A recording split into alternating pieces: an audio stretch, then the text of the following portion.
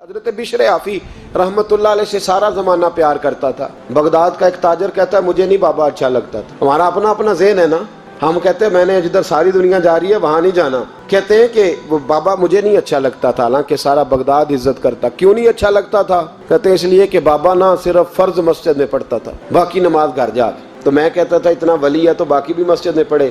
کہتے ایک دن میں نے کہا جاسوسی کرنی ہے اس کی، جو کہ اسلام میں منع ہے۔ کہتے حضرت بشر آفی رحمۃ اللہ علیہ نے جمعے کے فرض پڑھے، فرض پڑھ کے نکل گئے دوڑ کے۔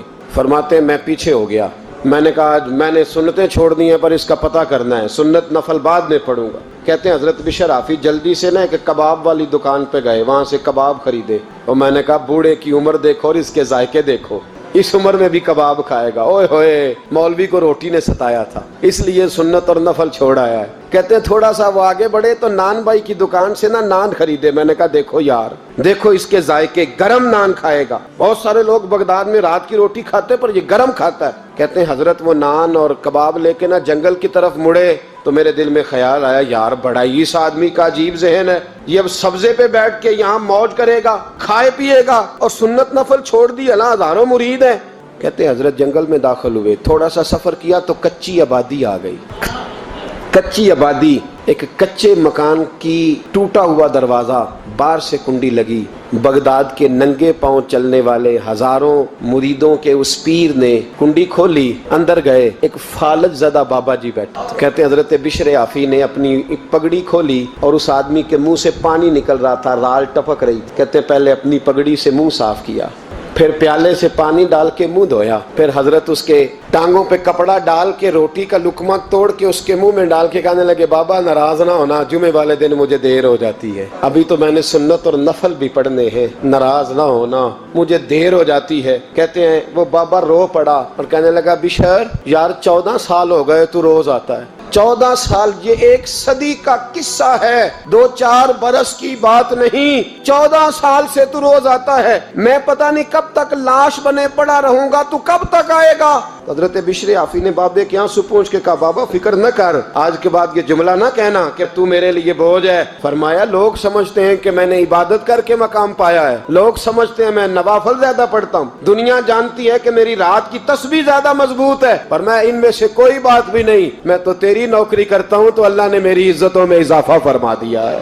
سوچ ہی صاف نہیں، نظریہ ہی ٹھیک نہیں، فکر ہی ٹھیک نہیں۔ اسلام نظریے کا مذہب ہے، سوچ کا۔ مسند امام احمد بن حنبل کی حدیث سنی، حضرت انس بن مالک فرماتے ہیں جب انسان نے روزہ رکھا ہوتا ہے نا تو روح ویسے ہی پاک ہوتی ہے اس کی۔ میں نے یہ سوچا کہ کچھ باتیں ایسی کی جائیں جس سے تھوڑی سی سوچیں بھی تبدیل ہو، کچھ سوچوں کا وضو، سوچوں کا غسل، افکار و نظریات کی بھی بات ہو۔ ہم سمجھتے ہیں کہ شاید کثرت عبادت اصل ہے۔ اقبال کہتے ہیں یہ ذکر نیم شبی، یہ مراقبے، یہ سرور، تیری خودی کے اگر نگہباں نہیں تو پھر کچھ بھی نہیں، تیری خودی کے اگر، اور پھر عام چیز نہیں کہا یہ ذکر نیم شبی، سویرے سحری کا ذکر، یہ مراقبہ، یہ جو تو گھنٹوں اللہ کی یاد میں بیٹھا رہتا، یہ سرور، کہتے بے کیف عبادت نہیں، سرور والی، یہ ذکر نیم شبی، یہ مراقبے، یہ سرور، تیری خودی کے اگر نگہباں نہیں، اگر تیرے نظریے کو نہیں بدل سکے، تیری سوچ نہیں بدل سکے، تیرا ایمان مضبوط نہیں کر سکے، تیری خودی کے اگر نگہباں نہیں تو پھر کچھ بھی نہیں۔ اور خرد نے کہہ بھی دیا لا الہ الا اللہ تو کیا حاصل، دل و نگاہ، دل و نگاہ، دل و نگاہ اگر مسلمان نہیں تو پھر کچھ بھی نہیں، دل و نگاہ۔ اقبال کہتے ہیں ایک دل کا کلمہ پڑھ، دوسرا نظر کا کلمہ پڑھ، ان پہ پابندی لگا، دل و نگاہ اگر مسلمان نہیں تو پھر تو کچھ بھی نہیں، کچھ بھی نہیں۔ حضرت انس بن مالک کہتے ہیں میں حضور کے پاس بیٹھا تھا، حضرت عبداللہ ابن عمر بھی بیٹھے تھے، کوئی بات ہو رہی تھی، ایک حجرے میں بیٹھے تھے، دروازے پہ دستک ہوئی، مسند امام احمد میں حدیث ہے، نبی پاک علیہ السلام نے فرمایا انس دروازہ کھولو، دروازے پہ وہ بندہ ہے جس کو اللہ بغیر حساب کتاب جنت عطا فرمائے گا، وہ بندہ ہے دروازے پہ۔ حضرت انس بن مالک کہتے ہیں میں نے دروازہ کھولا تو بندہ دیکھا، غریب سا ایک انصاری صحابی، اور بندہ بڑا سادہ، وضو تازہ کر کے آیا ہے تو پانی کے قطرے داڑھی سے بہہ رہے ہیں، اور چمڑے کے جوتے اس نے لپیٹ کے نا تو بغل میں چھپائے ہوئے، آ کے اتحیات کی حالت میں بیٹھا، حضور سے 2-4 باتیں کی، چلا گیا۔ ہم اس کا رنگ دیکھتے رہے اور مصطفیٰ کا کرم دیکھتے رہے، اس کو حضور نے جنتی کہا ہے۔ کہتے ہیں اگلے دن اسی ٹائم اسی وقت ہم حضور کے پاس بیٹھے تھے، پھر دروازے پہ دستک ہوئی، حضور نے فرمایا دروازہ کھول کھولو, دروازے پہ وہ بندہ ہے جسے اللہ بغیر حساب کتاب جنت عطا فرمائے گا, بغیر حساب. کہتے ہیں دروازہ کھولا اور جیسے ہی میری نظر پڑی, بندہ بھی وہی ہے جو کل آیا تھا اور انداز بھی وہی ہے جو کل تھا, اسی طرح پانی کے قطرے, اسی طرح جوتے بغل میں, السلام علیکم, کل حضور فلاں بات کی تفصیل پوچھنی مجھ سے رہ گئی تھی, غلطی ہوگی, دوبارہ آیا ہو. اس نے اپنی گفتگو کی, چند جملوں میں بات سمیٹی, چلا گیا. فرماتے ہیں اتفاق کی بات کہ دن تیسرا, بندے بھی ہم دونوں, میں اور عبداللہ ابن عمر. حضرت انس بن مالک کہتے ہیں دونوں بیٹھے تھے, سیم ٹائم سیم ڈے. پھر دستک ہوئی, حضور نے فرمایا دروازہ کھولو, اور مسکرا کے فرمایا دروازے پہ وہ بندہ ہے جسے اللہ بغیر حساب کتاب جنت عطا فرمائے گا. کہتے ہیں کھل اٹھے ہمارے چہرے, باہر گئے, دستک ہوئی تھی, دروازہ کھولا. فرماتے ہیں مجھے یقین تھا وہی ہوگا جو 2 دن پہلے آیا, اور میرے یقین کے مطابق ہی کام ہوا, وہی بندہ تھا جو کل بھی تھا, جو پرسوں بھی تھا. حالت اور کیفیت اور انداز بھی وہی تھا. پانی کے قطرے بہ رہے ہیں اور اس شخص نے جوتے بغل میں دبائے ہوئے خدمت میں حاضر ہوا, بیٹھ گیا, بات چیت کی, چلا گیا. حضرت انس بن مالک کہتے ہیں تھوڑی دیر ہوئی تو حضور بھی تشریف لے گئے. حضرت عبداللہ ابن عمر مجھے کہنے لگے یار ویسے کتنے اس کے نصیب ہیں, کتنے نصیب ہیں. کوئی آیا لے کے چلا گیا, کوئی آیا لے کے چلا گیا, کوئی عمر بھر بھی نہ پا سکا. میرے مولا تجھ سے گلا نہیں, یہ تو اپنا اپنا نصیب ہے, یہ تو اپنا اپنا. اور نہ کسی کے حال پہ طنز کر, نہ کسی کے غم کا مذاق اڑا, وہ جسے چاہے جیسے نواز دے. یہ مزاج لطف رسول ہے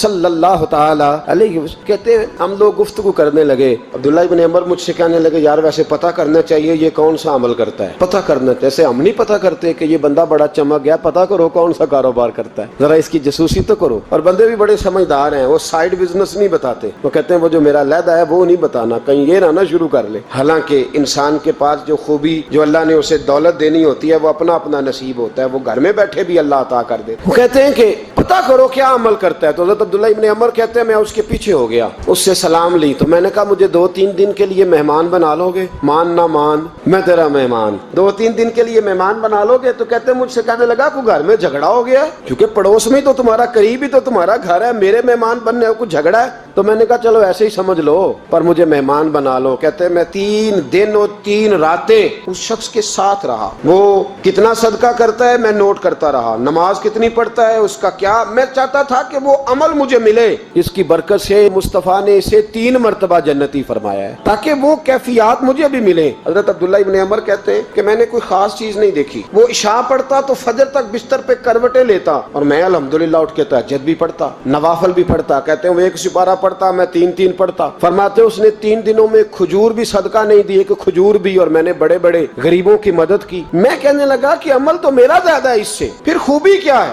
خاص توجہ کرنا, اسلام اور دین کا جو فکری اساس ہمیں صحابہ نے دی. حضرت عبداللہ ابن عمر کہتے ہیں میں نے تیسرے دن اسے کہا بھائی اللہ تیرا بھلا کرے, تو نے بڑی خدمت کی, میں نے جانا ہے میرا کوئی جھگڑا نہیں ہوا تھا, میں تو بس تیرا عمل دیکھنے آیا تھا کہ تو عمل کیا کرتا ہے. تو وہ صحابی کہتے ہیں مجھے کہنے لگے یار تو میرا عمل دیکھنے آیا تھا, مجھے بتا تو صحیح کیا نے, اور کیوں دیکھنے آیا میرا عمل, تجھے کیا ضرورت پڑی میری جاسوسی کی. تو کہتے ہیں مجھ سے جب اس نے سوال کیا تو میں نے اس کو کہا بھائی تو 3 دن آیا نا, ہم بیٹھے ہوئے تھے. کہاں میں آتا رہا ہوں. کہا 3 دن نبی پاک نے فرمایا اللہ تجھے بغیر حساب کتاب جنت عطا فرمائے گا. تو میں چاہتا تھا کہ میں ذرا جاسوسی کروں, ذرا دیکھوں, کھوج لگاؤں کون سا ایسا عمل ہے. آپ بھی ذرا دھیان دیجئے گا کون سا ایسا عمل ہے. حالانکہ تو عشاء پڑھتا ہے اور اٹھ کے فجر پڑھتا ہے, میں تہجد بھی پڑھتا ہوں, تیرا سپارہ 1 ہے میرے 3 ہے. کون سا ایسا عمل ہے جس کے سبب تجھے جنت ملے گی. کہتے ہیں وہ صحابی کہنے لگے یار کوئی ایسا عمل نہیں, کوئی شے نہیں, میں اس قابل ہی نہیں. من نانم کے من دانم, جو میں ہوں مجھے پتا ہے.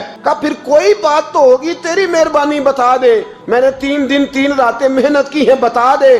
کہتے ہیں وہ کہنے لگے اگر تجھے بتاؤں نا تو پھر سن. میں جب رات کو سوتا ہوں تو اپنے دل پہ نظر ڈالتا ہوں, اور سویرے جب اٹھتا ہوں تو پھر اپنے دل پہ نظر ڈالتا ہوں. موبائل پہ نہیں, کنجی پہ نہیں کہ چابیاں کدھر ہیں, بٹوے پہ نہیں. میں رات کو سوتے ہوئے بھی اپنے دل پہ نظر ڈالتا ہوں, سویرے اٹھتے ہوئے بھی میں سب سے پہلے اپنے دل پہ نظر ڈالتا ہوں. فرماتے ہیں الحمدللہ میرے دل میں کسی کا حسد نہیں ہے, کسی کے بارے میں کوئی کینہ نہیں ہے, کوئی کسی کے بارے میں میل نہیں. میں اللہ کے ہر بندے کے بارے میں سوچ, نظریہ, فکر اچھی رکھتا ہوں, اور فرمایا میں تیرے بارے میں بھی عبداللہ یہی سوچتا ہوں کہ تو مجھ سے زیادہ نیک. الحمدللہ اس وقت بھی میرا ذہن یہ ہے کہ انس بن مالک مجھ سے زیادہ پرہیزگار ہے. اس وقت بھی میری سوچ یہ ہے کہ محبوب کے سب صحابہ میں سب سے کمزور میں ہی ہوں. نبی عبداللہ ابن عمر کہتے ہیں میں نے اس کا ہاتھ چوما, میں نے کہا سمجھ آ گئی ہے, تیرا نظریہ تیری سوچ پکی اور سچی مسلمان ہے, تو دل اور روح کا مسلمان ہے, تو نظر اور روح کا مسلمان ہے.